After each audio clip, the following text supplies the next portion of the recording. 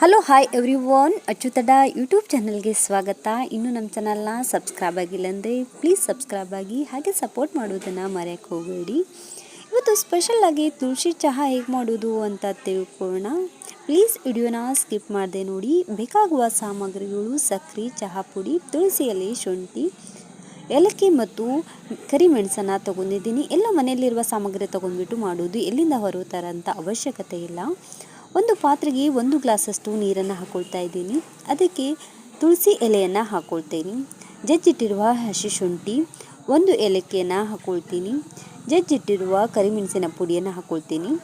2 table ಸ್ಪೂನಷ್ಟು ಚಹಾ ಪುಡಿಯನ್ನು ಹಾಕ್ಕೊಳ್ತಾ ಇದ್ದೀನಿ. ನಾನು ಯೂಸ್ ಮಾಡ್ತಾಯಿದ್ದು ಸಾಲಿಮಾರ್ ಚಹಾ ಪುಡಿಯನ್ನು ಯೂಸ್ ಮಾಡ್ತಾ ಇದ್ದೀನಿ.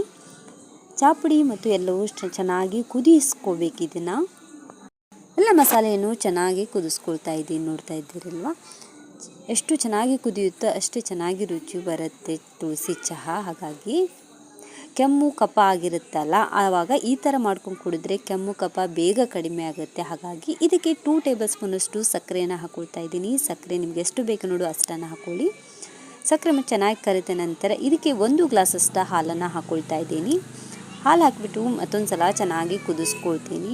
ಈ ಥರ ಮಾಡಿದರೆ ಟೇಸ್ಟು ಚೆನ್ನಾಗಿರುತ್ತೆ. ಟೀದು ಟೇಸ್ಟು ಚೆನ್ನಾಗಿರುತ್ತೆ, ಹೆಲ್ದಿಯಾಗೂ ಇರುತ್ತೆ. ಹಾಗಾಗಿ ನೋಡಿ, ಕುದ್ದಿದೆ. ಹಂಗೆ ಎಷ್ಟು ಚೆನ್ನಾಗಿ ಬರುತ್ತೆ ಗೊತ್ತಾ ಈ ಥರ ಮಾಡಿದರೆ.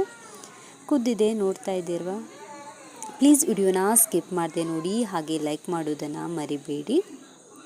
2 ನಿಮಿಷ ಚೆನ್ನಾಗಿ ಕುದಿಸ್ಕೊಂಡು ಗ್ಯಾಸ್ ಆಫ್ ಮಾಡಿಕೊಂಡು ಇವಾಗ ನಾನು ಚಹಾ ಕಪ್ಪಿಗೆ ಹಾಕ್ಕೊಳ್ತಾ ಇದ್ದೀನಿ. ಎಷ್ಟು ಟೇಸ್ಟಿಯಾಗಿರುತ್ತೆ ಈ ಥರ ಮಾಡಿದರೆ.